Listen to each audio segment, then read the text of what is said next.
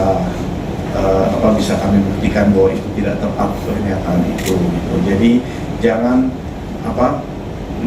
mohon untuk publik, untuk netizen jangan terlalu mudah menelan apapun yang cuman disampaikan oleh salah satu pihak gitu, tapi biar semuanya nanti akan terbukti dengan sendirinya.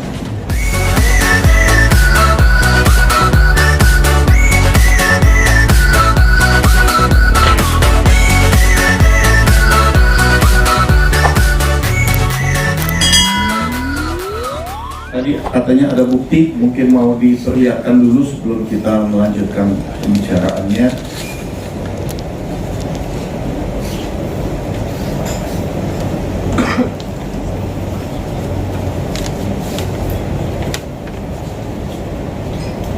Juta dan 18 juta.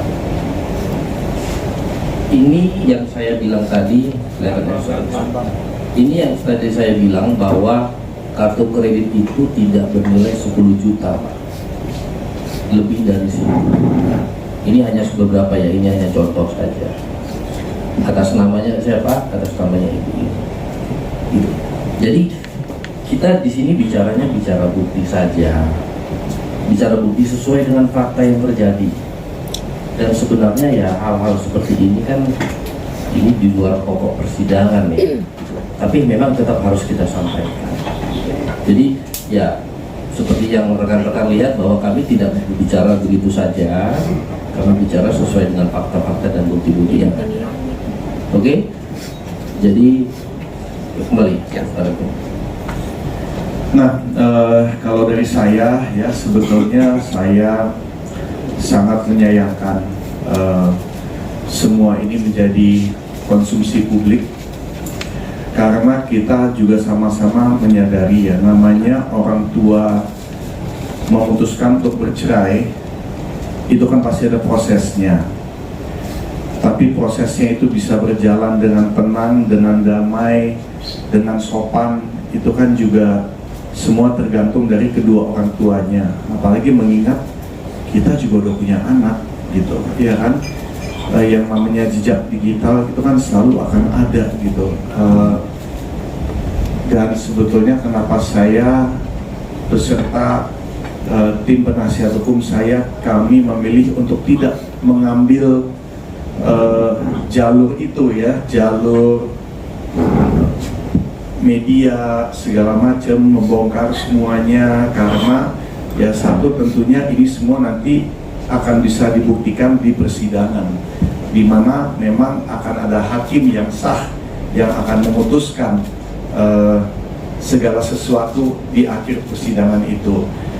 Saya tidak mau kalau sampai netizen yang menjadi hakim-hakiman. Saya menghargai netizen ini pasti punya pendapat, ya kan? Tapi kan pendapatnya hanya berdasarkan apa yang dibaca, berdasarkan data yang diterima di umum, ya kan? Kalau kami kan akan membuktikan semuanya di persidangan, bukan di umum. Jadi mohon untuk kalau bisa menahan diri untuk mengambil kesimpulan dulu, karena nanti pada saatnya juga pasti akan ada yang menyimpulkan, yaitu Bapak atau Ibu Hakim, siapapun yang nanti akan menangani kasus saya ini. Cuma untuk sementara ini saya minta tolong untuk demi anak-anak saya jangan terlalu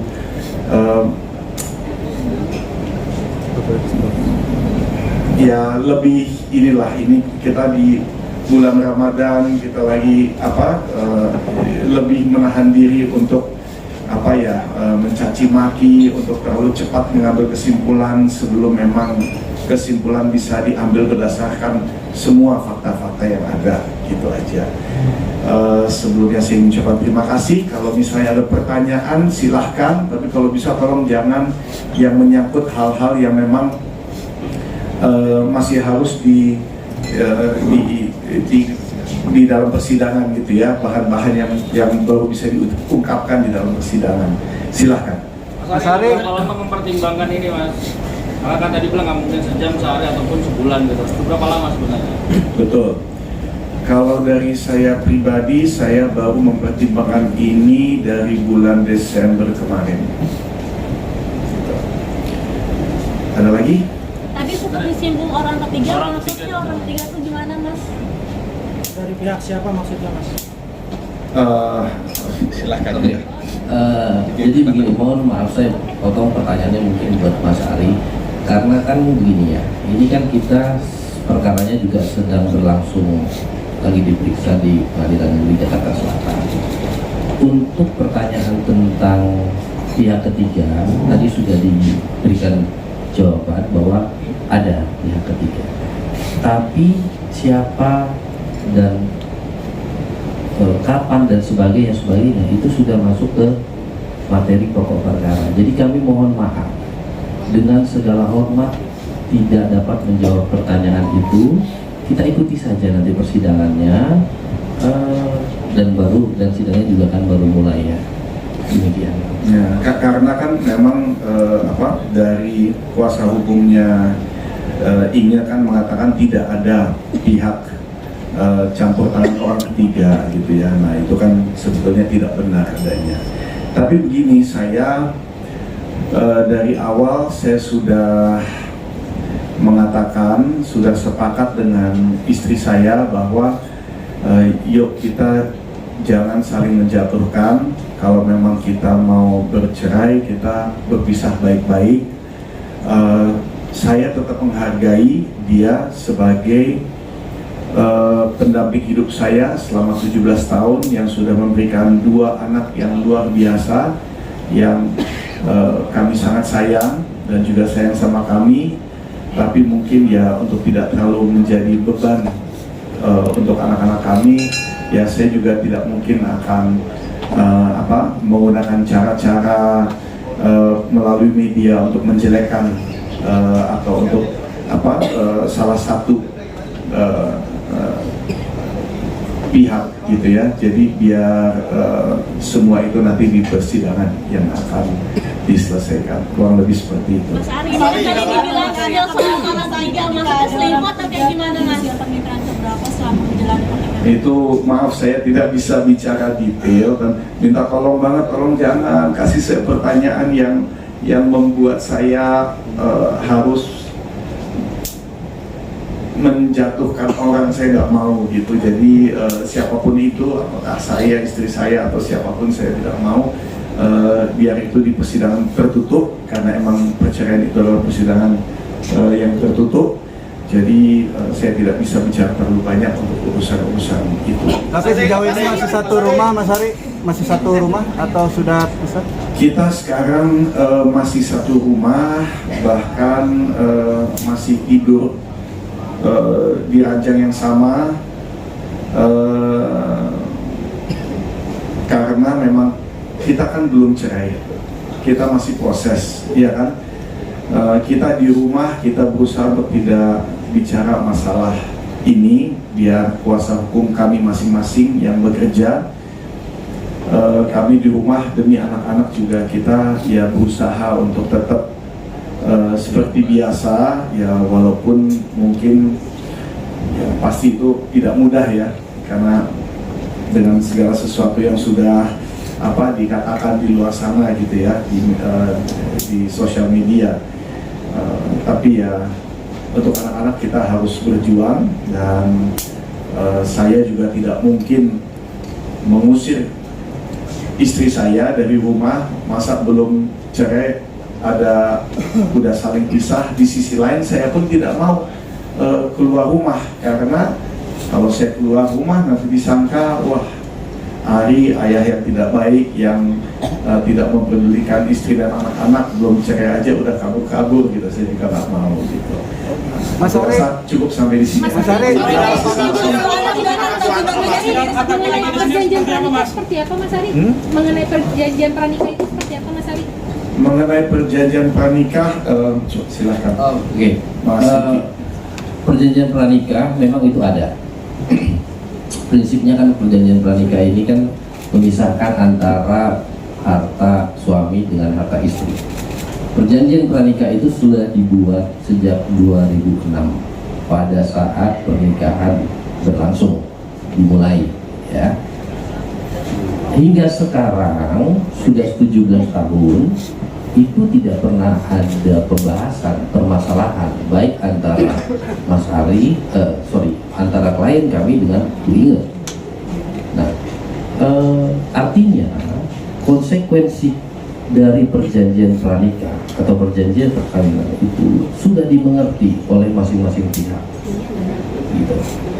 Jadi itu tadi untuk menjawab ada pertanyaan tentang pranikah. Jadi perjanjian pernikahan itu perjanjian pranikah ya itu sama aja, itu ada, gitu ya. Oke?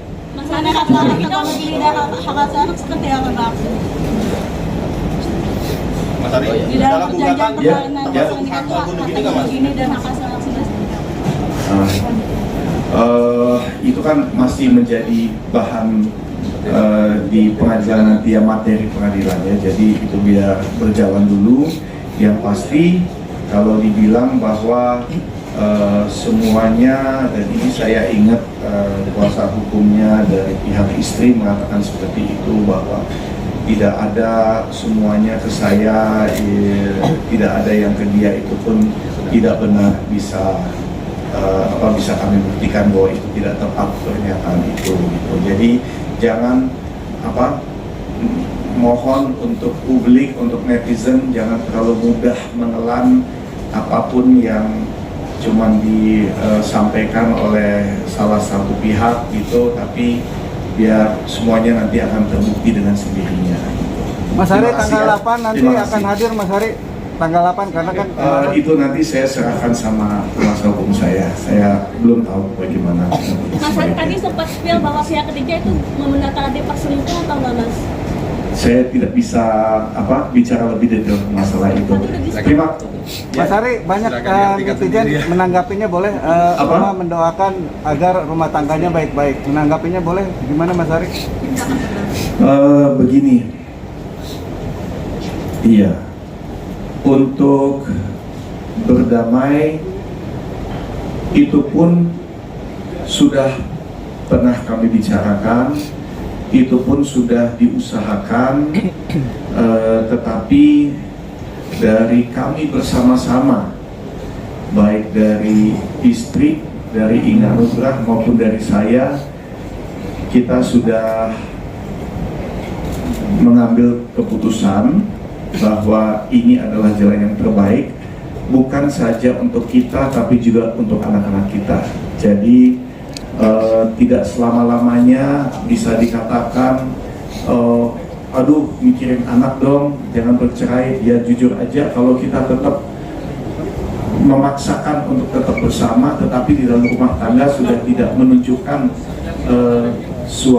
hubungan suami dan istri yang baik, yang harmonis, yang saling mengasihi, apalagi setelah sudah melewati langkah-langkah seperti ini, itu juga semakin sulit kan. Jadi anak-anak kami pun sudah mengerti, sudah memahami dan sudah bisa menerima keputusan kami berdua. Oh berarti Gitu. anak-anak sudah tahu Mas Ari? Sudah tahu semuanya. Terima kasih Mas banyak. Ari Terima mengenai kasih. setelah perceraian kabarnya Mbak Inge nggak boleh nengok anak itu gimana Mas Ari? Nanti itu semuanya di keputusan pengadilan ya.